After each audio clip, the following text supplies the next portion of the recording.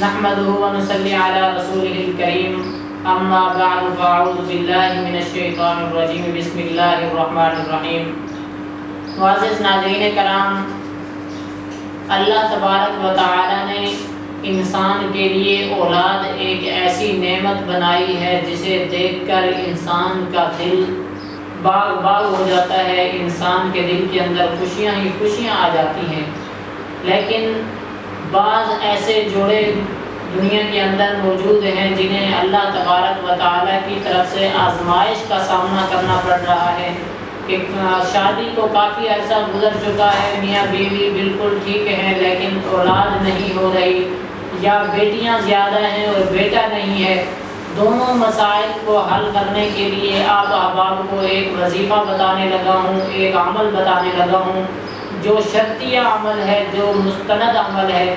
انشاءاللہ اس عمل کی برکت سے آپ احباب کی جوڑی میں اللہ تبارک و تعالی نیک اور صالح اولاد عطا فرما دیں گے۔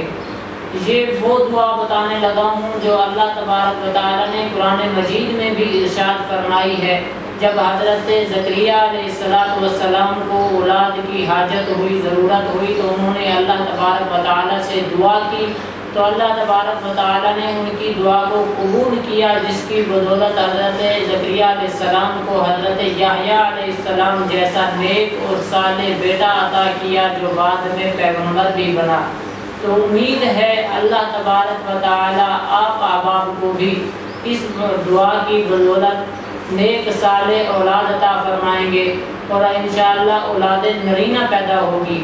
تو اس عمل کو کرنے کے لیے آپ کو کسی خاص وقت یا خاص جگہ کو مقرر کرنے کی ضرورت نہیں ہے، آپ احباب نے چلتے پھرتے یہ عمل کرتے رہنا ہے۔ سب سے پہلے آپ 11 مرتبہ درود ابراہیمی پڑھ لیں گے، اس کے بعد آپ نے پڑھنا ہے رب ہب لی من لدنک ذریۃ طیبۃ انک سمیع الدعاء۔ یہ آیت آپ نے چلتے پھرتے پڑھتے رہنا ہے۔ انشاءاللہ اللہ تبارک و تعالیٰ پر یقین ہے، کامل یقین ہے کہ اللہ تبارک و تعالیٰ آپ احباب کی جوڑیاں آباد کر دیں گے، اولاد نرینہ سے آپ کو نواز دیں گے۔